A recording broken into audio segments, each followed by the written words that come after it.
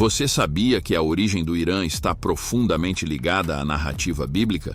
Muitos se surpreendem ao descobrir que esse país, com uma história tão rica e milenar, tem raízes espirituais mencionadas nas Escrituras Sagradas.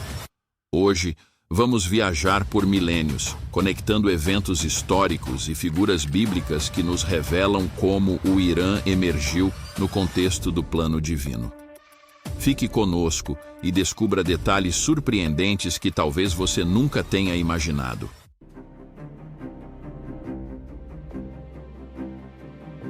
Antes de mergulharmos nessa história fascinante, quero te convidar, irmão ou irmã, para se inscrever no canal e deixar aquele like abençoado. Assim, você nos ajuda a espalhar a palavra e a compartilhar mais conteúdos edificantes sobre as histórias bíblicas. Vamos juntos nessa jornada de fé. A origem do Irã começa na Bíblia com a figura de Elão, que aparece em Gênesis 10 e 22. Ele é descrito como um dos filhos de Sem, o primogênito de Noé. Após o dilúvio, os descendentes de Noé começaram a povoar diferentes regiões do mundo. Elão, em particular, foi destinado a formar uma nação ao leste da antiga Mesopotâmia, onde hoje se encontra o sudoeste do Irã. Essa região foi habitada pelo povo elamita, uma das civilizações mais antigas mencionadas na Bíblia e em outros textos históricos. Os elamitas, como descritos na Bíblia e em registros históricos, eram conhecidos por sua grande influência cultural e militar na região. Eles formaram uma confederação de cidades-estados poderosas que, ao longo do tempo, foram absorvidas pelo Império Persa. O nome Elam permaneceu associado ao sudoeste do Irã até bem depois do surgimento da civilização persa, tornando-se um ponto central na história antiga do país.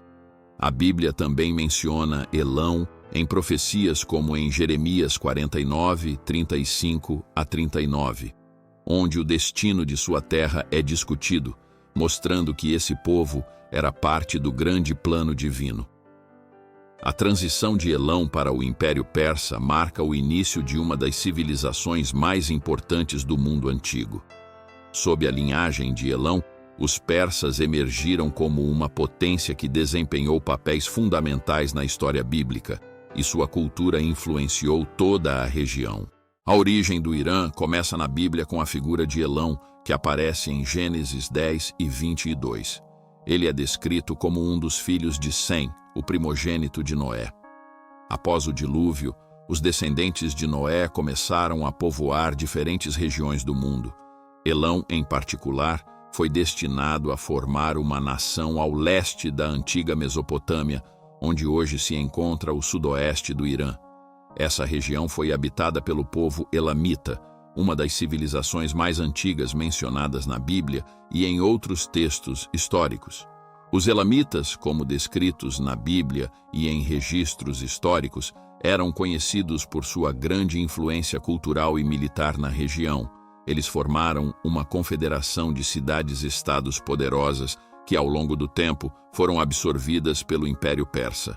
O nome Elam permaneceu associado ao sudoeste do Irã até bem depois do surgimento da civilização persa, tornando-se um ponto central na história antiga do país. A Bíblia também menciona Elão em profecias como em Jeremias 49, 35 a 39, onde o destino de sua terra é discutido, mostrando que esse povo era parte do grande plano divino. A transição de Elão para o Império Persa marca o início de uma das civilizações mais importantes do mundo antigo. Sob a linhagem de Elão, os persas emergiram como uma potência que desempenhou papéis fundamentais na história bíblica, e sua cultura influenciou toda a região. A ascensão de Ciro, o Grande, foi um ponto crucial não apenas para a história do Irã, mas também para a narrativa bíblica. A Bíblia faz menção clara de Ciro em Isaías 45:1, onde ele é chamado de ungido por Deus, algo raro para um governante que não era judeu. Seu papel foi profetizado muito antes de seu nascimento, e ele é lembrado por ter libertado os judeus do cativeiro babilônico, permitindo que eles voltassem para Jerusalém e reconstruíssem o templo.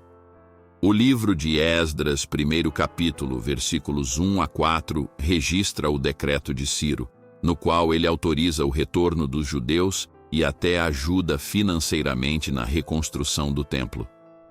Ciro fundou o Império Aquemênida, que foi o maior império que o mundo já havia visto até então. Ele não foi apenas um conquistador, mas também um governante visionário. Ao contrário de outros imperadores da época, Ciro era conhecido por sua política de tolerância e respeito pelas culturas e religiões dos povos conquistados. Ele permitiu que os judeus vivessem de acordo com sua fé e restabelecessem suas práticas religiosas. Isso foi visto como um cumprimento do plano de Deus para seu povo. A figura de Ciro é emblemática por mostrar como Deus pode usar até mesmo os reis pagãos para cumprir seus propósitos. Ele era, na verdade, uma ferramenta nas mãos divinas, escolhida para um tempo e uma missão específicos.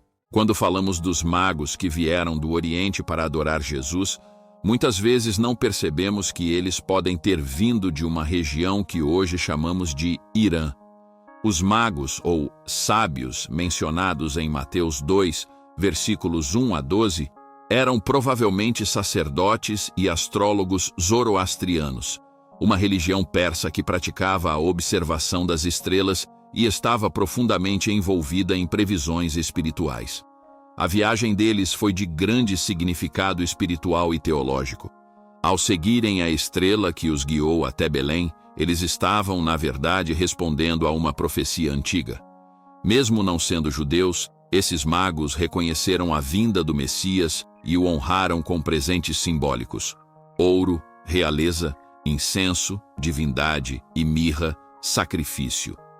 O fato de eles terem viajado uma longa distância, provavelmente do Irã, demonstra a importância que esse evento teve não apenas para o povo de Israel, mas para o mundo inteiro. Essa narrativa reforça a ideia de que Jesus veio para todos os povos, não apenas para os judeus. Os magos, vindos de uma terra estrangeira e de uma cultura completamente diferente, foram os primeiros a reconhecer sua divindade, e isso mostra o alcance universal da mensagem de Cristo. O cristianismo chegou ao território persa logo após a ascensão da nova fé no século I d.C. Mesmo sob o domínio do zoroastrismo, a religião predominante na antiga Pérsia, o cristianismo encontrou raízes profundas. Em cidades como Nisibis e Edessa, que estavam sob influência do Império Persa, as primeiras comunidades cristãs começaram a surgir. Essas comunidades enfrentaram muitos desafios, incluindo perseguições, mas o solo persa se mostrou fértil para o crescimento do cristianismo. Durante os primeiros séculos, a Igreja do Oriente se espalhou por grande parte do império, atingindo até mesmo a Índia e a China. É interessante notar que muitos dos primeiros cristãos do Irã eram de origem judaica, uma consequência direta da presença judaica durante o exílio babilônico. Além disso, a tolerância religiosa do Império Persa, herdada de Ciro, permitiu que várias religiões, incluindo o cristianismo, coexistissem pacificamente por um tempo. Entretanto, o crescimento do cristianismo no Irã não foi isento de conflitos. A partir do século III, sob o Império Sassânida, os cristãos começaram a enfrentar perseguições, especialmente após a conversão do Império Romano ao cristianismo. Os persas viam o cristianismo como uma ameaça, associando a fé a Roma, seu maior rival. No entanto, mesmo sob pressão, a Igreja persa se fortaleceu e o Irã se tornou um dos berços do cristianismo oriental. Ao longo da história, vemos como o Irã, mencionado nas Escrituras como Elão e depois como a terra dos persas, tem um papel crucial no plano de Deus. Seja através de Ciro, dos magos ou do crescimento da fé cristã, o Irã, apesar de suas transformações políticas e culturais, carrega consigo uma herança divina que ressoa até hoje. A Bíblia nos ensina que Deus está presente em todas as nações, e o Irã é uma prova viva disso. E você deseja aprender de uma vez por todas, de forma clara e organizada, sobre a palavra que Deus nos deixou na Bíblia?